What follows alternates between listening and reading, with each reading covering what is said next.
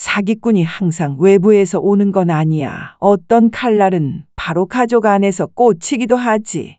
나는 평소처럼 저녁상을 차리고 있었다. 김이 모락모락 나는 소고기국, 방금 썬 김치는 붉고 신선했다. 부엌 구석에 전기밥솥은 이제 맛보온 모드로 전환되었고 음식 냄새가 작은 집안을 가득 메우며 평온한 저녁을 알렸다. 내가 매일같이 기다려온 그런 저녁처럼 나는 행주에 손을 닦고 젓가락을 가지런히 식탁 위에 놓았다. 오늘은 민석이가 좋아하는 생선조림을 일부러 더 만들었고 혜진이를 위해 미역국도 하나 더 끓였다. 오늘 늦게 퇴근한다는 걸 알았기 때문이다. 그런데 내가 아직 자리에 앉기도 전에 현관문이 쾅하고 열렸다. 쿵 하는 소리와 함께 집 전체가 흔들린 듯했다. 깜짝 놀라 몸이 움찔했다. 무겁고 급한 발걸음 소리와 함께 찬 공기가 몰아쳤다. 민석이와 혜진이 들어섰고 난 단 한 번 훑어보기만 해도 알 수 있었다. 무언가 심상치 않다는 걸. 또 돈 빌렸죠? 혜진이가 말했다. 목소리에 분노가 실렸지만 지친 기색도 역력했다. 오늘 금융회사 세 군데에서 전화 왔어요. 당신 아니면 누군데요? 왜 또 나만 탓이야? 민석이가 맞받아쳤다. 얼굴은 벌겋게 달아올랐다. 나도 이 가족 위해서 한 거야. 누구나 사업할 땐 자본이 필요하잖아. 자본. 고리대금 쓰고 어머니 집 등기까지 담보로 맡긴 게 자본이야. 혜진이가 소리쳤다. 내가 하루에 2군데서 일하고 있는 거 알아요. 당신 딸은 학원 끊게 생겼어요. 학비 감당 안 돼서. 그런데 당신은 맨날 투자 타령. 나는 놀라서 숨이 막혔다. 등기담보, 고리대금 같은 단어들이 가슴을 세게 때렸다. 그 오랜 세월 푼돈 하나하나 아껴가며 이 집을 지켜왔건만 설마? 엄마, 민석이가 나를 향해 돌아서며 성난 목소리로 말했다. 들었죠? 엄마는 맨날 며느리 편만 들잖아. 아들 생각은 조금도 안 해. 나는 아무 말도 하지 않았다. 나는 그저 두 사람을 바라볼 뿐이었다. 한쪽은 내가 온 마음 다해 키운 아들이고 다른 한쪽은 딸처럼 여겼던 며느리였는데 지금은 마치 적처럼 서로를 등지고 서 있었다. 이젠 더 이상 못 견디겠어요. 혜진이가 내게 돌아서며 최대한 침착하게 말했다. 어머니, 죄송해요. 하지만 저 이혼해야겠어요. 이런 무책임한 사람과는 더 이상 살 수 없어요. 그럼 수아까지 데려가려는 거니? 내가 조심스럽게 물었다. 바람결 같은 목소리였다. 혜진이는 고개를 끄덕였다. 방 안으로 들어가 6살 딸을 안고 나왔다. 아이는 얌전히 엄마 손을 잡았지만 나를 지나칠 때는 잠시 멈춰서서 얼굴을 올려다보며 속삭였다. 할머니, 나 잠깐 엄마랑 있을게요. 나는 고개를 끄덕일 뿐 아무 말도 할 수 없었다. 그저 손을 들어 아이의 머리칼을 살짝 쓰다듬었다. 거칠고 마른 손이지만 조금이나마 따뜻함을 전해주고 싶었다. 민석이는 다리에 힘을 주어 식탁을 걷어찼고 그 소리에 그릇들이 부딪혀 요란한 소리를 냈다. 다 나가버려. 여기 있는 사람들 다 나를 무시해.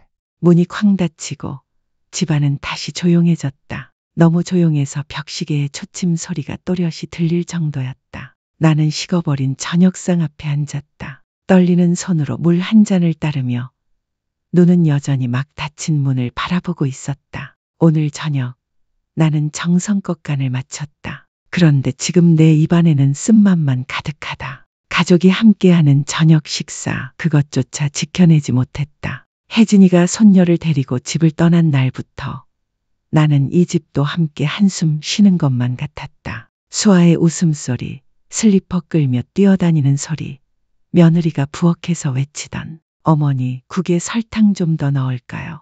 같은 소리들이 이제는 모두 추억일 뿐이다. 곰돌이 그림이 그려진 작은 그릇도 더 이상 손 떼지 않고 아기 우유병에 물도 채우지 않는다. 매일 아침 이제는 비어버린 그 방을 지나칠 때면 마치 가슴이 할퀴어진 듯 아프다. 민석이는 여전히 집에 돌아오지만 예전과는 완전히 다른 사람 같다. 나를 보지도 않고 밥 먹었냐는 말도 안 하고 내가 차린 밥상은 쳐다보지도 않는다. 어떤 날은 저녁 8시까지 기다리다 식은 국을 그냥 치우는 날도 있다. 한밤중에 문이 열리는 소리에 그저 한숨만 내쉰다. 그러던 어느 저녁 내가 옷을 개고 있을 때 현관 벨 소리가 급하게 울렸다. 나는 문을 열었다. 내 앞에는 평소와 다르게 말끔하게 차려입은 민석이 있었다. 새하얀 셔츠, 반짝이는 머리 세팅. 그 옆에는 내가 처음 보는 여자가 서 있었다. 젊고 화장을 꼼꼼히 한 얼굴, 명품 가죽 재킷을 입고 반짝이는 로고가 박힌 핸드백을 들고 있었다. 엄마, 여기는 신세령 씨야. 민석이가 어색한 미소를 지으며 말했다. 부동산 일을 하시는데 투자 계획이 몇 개 있는데 엄마가 한번 들어보면 좋을 것 같아서. 나는 희미한 미소를 지으며 말했다. 안녕하세요. 들어오세요. 우리는 거실에 앉았다. 나는 손님용으로 아껴두던 녹차를 우려냈다. 세령은 당당하게 앉아 있었고 그녀의 눈빛은 집안 구석구석을 스캔하듯 훑고 있었다. 마치 내가 가진 모든 걸 평가하는 듯이. 그녀는 입을 열었다. 어머님, 이번에 새로 조성되는 신도시에 굉장히 유망한 투자 기회가 있어요.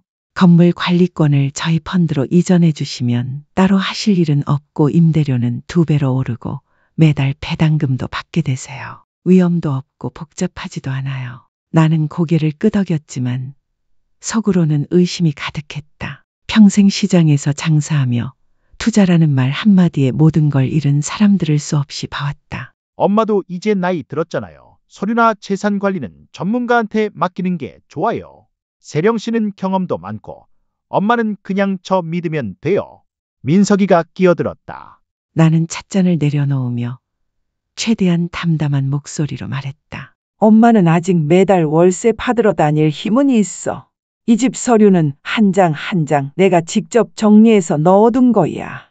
민석이는 아무 말도 하지 않았다. 하지만 나는 그의 눈에서 읽을 수 있었다. 걱정이 아니라 계획이 틀어질까 조급해하는 그 눈빛. 그 후로 세령은 계속 집을 찾아왔다. 올 때마다 두꺼운 자료 뭉치를 들고 왔다. 개발 계획도, 수익 통계표, 투자펀드 확인서 같은 것들이었다. 그녀는 유창하게 말했고 웃을 타이밍도 정확했고 온갖 미사여구를 동원했다. 하지만 눈빛은 한 번도 진심을 담지 않았다. 나는 일부러 어리숙한 척하기 시작했다. 이 서류에 도장 찍으면 나중에 마음 바꾸면 취소할 수 있어요. 라든가 이거 사인하면 내 권한은 여전히 있나요? 같은 질문을 했다. 그녀는 여전히 웃으며 대답했지만 그 대답들은 마치 최면처럼 사람을 안심시키려는 말뿐이었다. 그러다 어느 날 세령은 계약서를 책상 위에 놓았다. 다 작성해뒀어요. 여기 도장만 찍으시면 돼요. 이후엔 저희가 다 처리해드릴게요. 나는 종이를 들었다. 눈이 예전 같지 않지만 재산의 모든 처분 권한을 위임한다. 는 문장은 똑똑히 보였다. 구석에는 빨간 도장이 찍혀 있었다. 깔끔하고 반듯한 A4용지. 하지만 그 종이는 얼음장처럼 차갑게 느껴졌다. 나는 민석이를 바라보았다. 그는 시선을 피하지 않았다. 오히려 나를 응시하며 내가 거절할 수 있을지 지켜보는 눈빛이었다. 나는 종이를 내려놓고 가슴에 손을 얹었다. 어우, 엄마가 좀 어지럽네. 혈압이 오른 것 같아. 내 목소리는 떨리고 있었다. 두 사람은 깜짝 놀랐다. 세령은 황급히 일어나 나를 부축하며 여전히 달콤한 목소리로 말했다. 어머님 괜찮으세요? 제가 구급차 불러드릴까요? 나는 손을 저으며 고개를 천천히 저었다. 괜찮아. 그냥 잠깐 누우면 돼.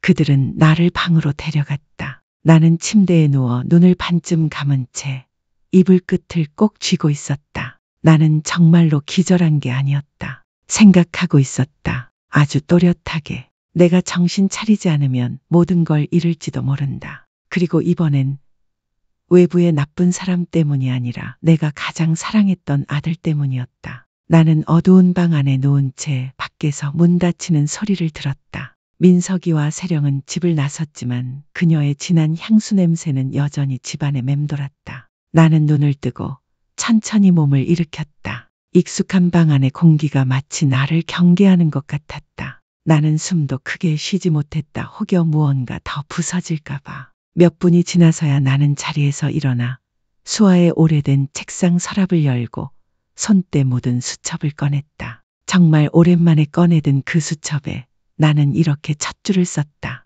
민석이는 더 이상 예전 그 아이가 아니다. 다음 날 아침 나는 모자를 쓰고 겉옷을 입고 평소처럼 시장에 나섰다. 하지만 오늘은 김씨네 채소가게 대신 오래된 골목길 안쪽에 있는 박 사장님의 부동산 중개소로 향했다. 20년 넘게 이 지역에서 일해온 분이다. 조 여사님? 박 사장님이 놀란 눈으로 나를 맞았다. 정말 오랜만이네요. 나는 낡은 나무 의자에 앉아 물 한 잔을 따라 마시며 조용히 입을 열었다. 민석이가 여자친구를 데려온 날부터 서류에 사인하라고 설득했던 모든 일, 그리고 마지막에 건네받은 재산 전체 위임 계약서까지 모든 이야기를 전부. 박 사장님은 잠시 생각에 잠기더니 고개를 끄덕였다. 조 여사님, 이건 전형적인 수법이에요. 유령 회사를 만들고 가짜 서류를 들이밀고 노인분들께 서명하게 해서 재산 전부를 빼앗는 겁니다. 일단 도장 찍으면 끝이에요. 다 가져가는 거죠. 나는 주먹을 꽉 쥐었다. 쭈글쭈글한 피부 아래로 손등의 핏줄이 선명히 드러났다. 나도 알아요. 하지만 증거가 필요해요. 의심만으론 안 돼요. 확실한 걸 잡아야죠. 집으로 돌아오자 나는 휴대폰을 꺼냈다. 혜진이 번호는 예전에 지웠다. 화가 나서가 아니라 마음이 아파서. 하지만 지금 나는 다시 전화해야 했다. 우리 며느리였던 아이야. 엄마가 좀 부탁 하나 해도 될까? 혜진이는 따지지도 묻지도 않았다. 다음 날 아침 노트와 노트북 그리고 내가 한 번도 본 적 없는 단호한 눈빛을 가지고 집에 찾아왔다. 우리는 식탁에 마주 앉았다. 언젠가는 서로 상처 주고받던 전쟁터 같던 이 자리가 이제는 작전을 짜는 회의실이 되었다. 나는 기억나는 모든 걸 이야기했고 혜진이는 컴퓨터에 입력하며 세령이 말했던 유구미엔 씨라는 투자회사를 검색했다. 불과 몇 분 만에 혜진이는 눈을 크게 뜨고 말했다. 어머니, 이 회사 존재하지 않아요. 사업자 등록도 없고 주소도 없고 세금 코드도 없어요. 유령 회사예요. 나는 놀라지 않았다. 오히려 마음이 더욱 확고해졌다. 혜진이는 계속해서 부동산 사기 관련 키워드들을 검색했다. 마침내 하나의 커뮤니티를 발견했고 그곳에는 최 팀장이라는 여성이 노인들을 대상으로 가짜 투자 제안을 했다는 피해 사례들이 여럿 있었다. 잠깐만요. 혜진이는 한 게시글에 첨부된 사진을 가리켰다. 이 사람 세령 씨 아닌가요? 정확히 세령이었다. 헤어스타일만 다를 뿐 그 달콤하지만 차가운 미소는 여전했다. 우리는 곧바로 글을 올린 작성자 박성철 씨에게 연락했다. 그의 아버지는 최 팀장을 믿었다가 퇴직금 전부를 잃은 피해자였다. 어머님, 박 씨는 전화기 너머로 떨리는 목소리로 말했다. 필요하시면 제가 언제든 증인으로 나서겠습니다. 나는 핸드폰을 꼭 쥐며 말했다. 고맙습니다. 저도 더 이상 누구도 저처럼 속지 않게 할 거예요. 그날 밤 나는 잠들지 못했다. 수첩을 펴고 한 줄을 써내려갔다. 민서가, 엄마는 더 이상 내가 잘못된 길로 가도록 두지 않을 거야. 이제 나는 단순한 엄마가 아니었다. 모든 걸 끝낼 사람이다. 세령과 민석이 함께 짠 사기극임을 확신한 그 밤 이후로 나는 단 한숨도 못 잤다. 방 안에서 조용히 앉아 수십 년간 지켜온 세금 고지서, 부동산 계약서, 적금 통장을 하나하나 다시 꺼내 펼쳐봤다. 그것들은 단순한 재산이 아니었다. 그것은 내 땀과 피, 젊음을 다 바쳐 짐을 나르고 채소를 팔고 생선을 팔며 한 푼 두 푼 모아 결국 내 이름을 올린 집 한 채였다. 나는 거울을 바라보았다. 주름진 얼굴, 반 이상이 하얗게 센 머리카락. 사람들은 늙으면 정신이 흐릿해지고 쉽게 속는다고들 말한다. 하지만 나는 흐릿하지 않았다. 나는 단지 내 자식을 너무 믿었을 뿐이다. 다음 날 아침 나는 최 변호사를 찾아갔다. 시장에서 오랜 친구였던 언니의 막내 아들이다. 그는 성실하고 바른 사람으로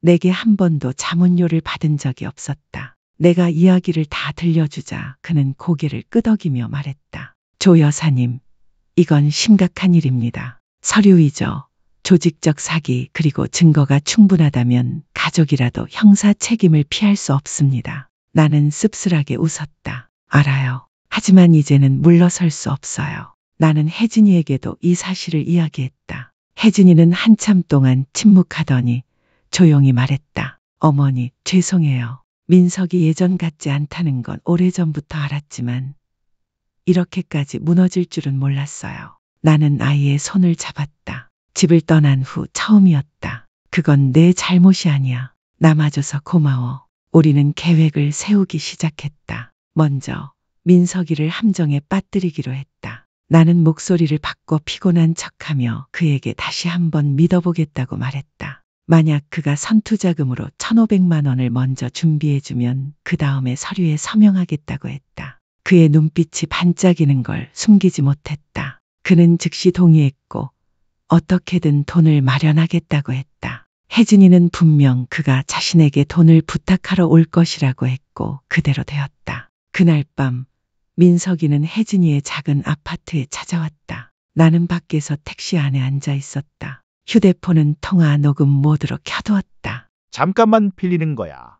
엄마가 투자하겠다고 했어. 세령 씨가 계약서도 다 썼어.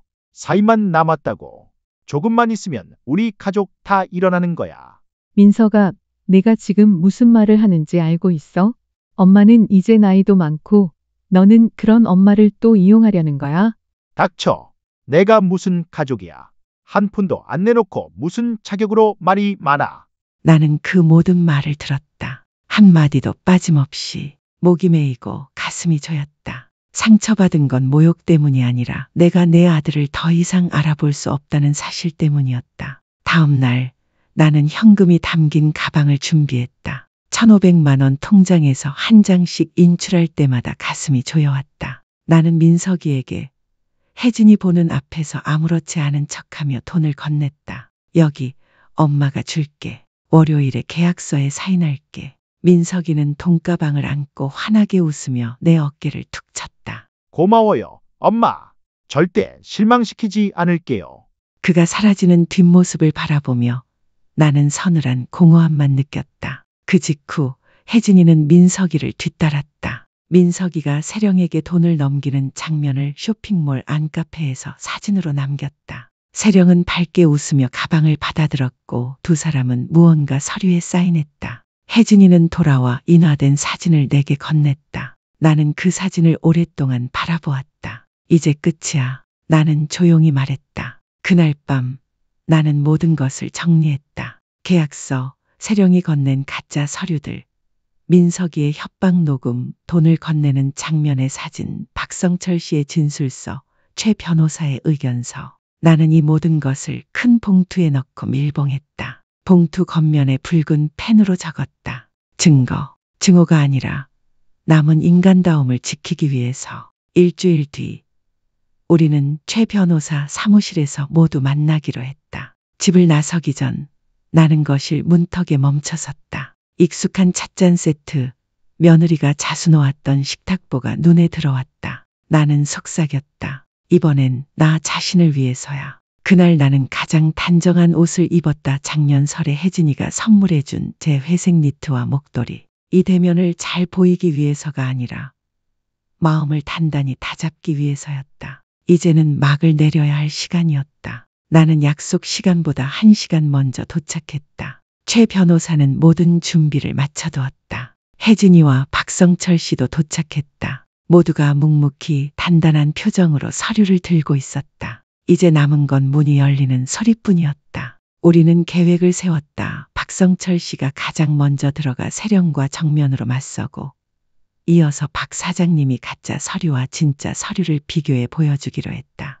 혜진이는 창가에 앉아 있다가 내가 신호를 주면 경찰에 바로 전화를 걸기로 했다. 커튼을 젖히는 것이 신호였다. 나는 뜨거운 차잔을 손에 쥐고 앉아 머릿속으로 계속 되뇌었다. 이번엔 엄마가 끝낼 거야. 곧 민석이와 세령이 들어왔다. 두 사람 다 말쑥하게 차려입고 있었다. 세령은 여전히 달콤한 미소로 말했다. 어머님, 오늘은 계약하기 딱 좋은 날이에요. 계약서도 다 준비해왔어요. 민석이는 반짝이는 눈빛으로 나를 바라보았다. 마치 선물을 기다리는 아이처럼. 나는 입술을 다물었다. 아들아, 마지막 순간까지 너는 내가 얼마나 잘못했는지 모르는구나. 나는 일부러 손을 떨며 서류를 펼쳤다. 여기에 사인하는 거니? 지문도 찍어야 하니? 세령은 웃으며 말했다. 아니에요, 어머님. 그냥 서명만 하시면 돼요. 나머지는 저희가 다 알아서 해드릴게요. 나는 펜을 들었다가 고개를 들어 말했다. 사인하기 전에 도시계획 확인서 다시 한번 볼 수 있을까? 세금 쪽에 일하는 친구가 그러더라고. 자잘한 것도 꼭 확인하라고. 세령은 잠시 멈칫했지만 결국 매번 들고 다니던 가짜 서류를 내밀었다. 눈을 피하며 건넸다. 나는 고개를 끄덕이며 받았다. 마치 아주 만족한 듯 서류를 책상 위에 내려놓았다. 바로 그 순간 문이 벌컥 열렸다. 박성철 씨가 들어와 천둥 같은 목소리로 외쳤다. 최유라, 나 기억 안 나? 우리 아버지, 너 때문에 퇴직금 다 날렸어. 이름 바꿨다고 과거가 없어지냐? 방 안이 얼어붙었다. 세령은 얼굴이 창백해졌고 민석이는 놀란 눈으로 나를 쳐다봤다. 그들이 반응할 틈도 없이 박 사장님이 연이어 들어왔다. 진짜 서류들을 손에 들고 있었다.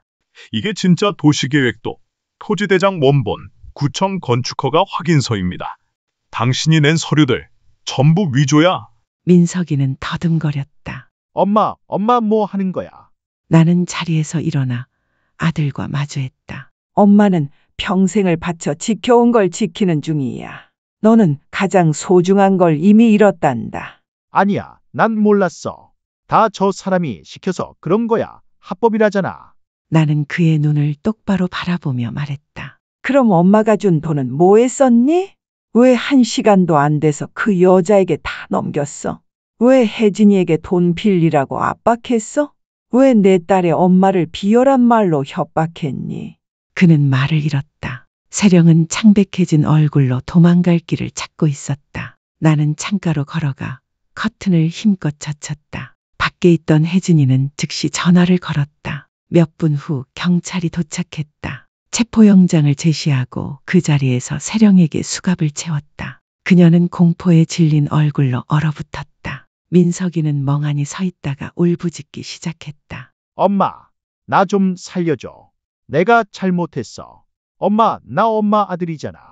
나는 등을 돌렸다. 엄마 아들은 자기 것이 아닌 걸 빼앗으려던 날 이미 죽었단다. 경찰은 두 사람을 데리고 사무실을 나갔다. 나는 그 자리에 서 있었다. 마치 폭풍우가 지나간 듯. 눈이 시큰했지만 눈물은 흐르지 않았다. 아마 마음속에서는 오래전부터 울고 있었던 거겠지. 그날 이후 시장은 일주일 내내 술렁거렸다. 가짜 투자 전문가와 공범 아들의 체포 소식은 온 시장을 떠들썩하게 했다. 채소 가게 앞, 생선 가게 옆, 사람들은 수군댔다. 나를 볼 때면 반쯤은 연민, 반쯤은 경계심이 담긴 눈으로 쳐다보았다. 하지만 나는 이젠 아무 감정도 없었다. 나는 그저 민석이가 연행될 때의 눈빛만 기억했다. 어두운 밤, 엄마를 잃고 헤매는 아이 같은 하지만 나는 따라가지 않았다. 단 한 번도. 몇 주 후 나는 편지를 받았다. 구치소에서 보낸 편지였다.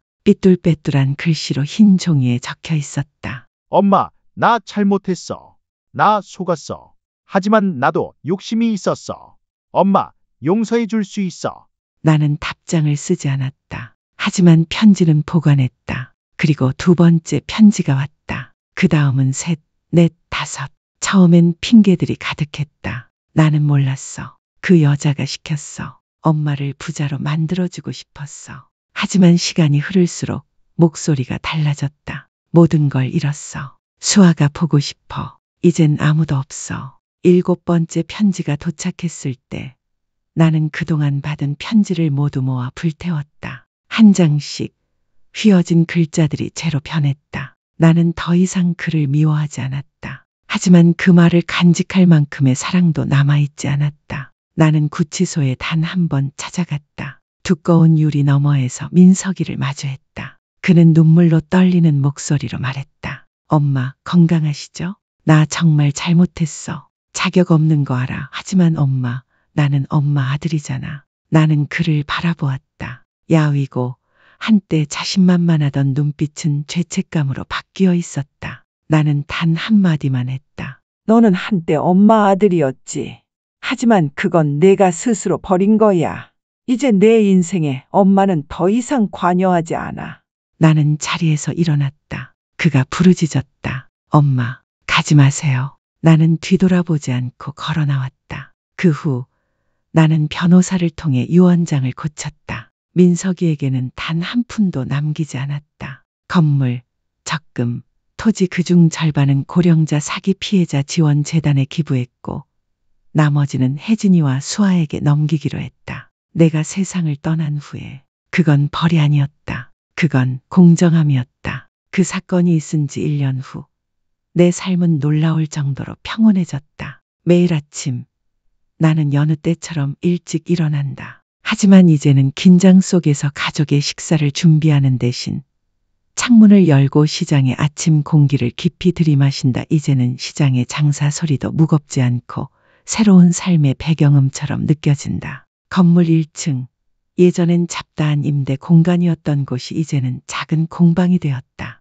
이름은 공방수아. 혜진이가 딸 이름을 따서 지은 곳이다. 그 안에서는 혜진이 수공예, 그림, 가죽 공예 등을 가르친다. 젊은 사람도, 나이 든 사람도, 나 같은 할머니들도 함께 모여 배우고 만든다. 나는 예술은 잘 몰라도 모두가 자신이 만든 작은 작품을 바라보며 반짝이는 눈빛을 보면 그게 좋다. 나는 공방 한켠에 앉아 뜨개질을 하거나 차를 끓이며 가끔 아이들에게 옛 이야기를 들려준다. 아이들은 나를 공방 할머니라고 부른다. 그 이름이 참 따뜻하게 느껴진다. 수아는 훌쩍 컸다. 더 이상 아빠를 찾으며 울지 않는다. 학교 다녀오면 성적을 자랑하고 그림 그리며 친구 이야기를 한다. 아이가 웃을 때마다 그 웃음은 마치 내 노년 벽을 비추는 햇살 같다. 그리고 혜진이는 더 이상 고개 숙인 며느리가 아니다. 강하고 독립적이며 무엇보다 자기 자신을 사랑할 줄 알게 되었다.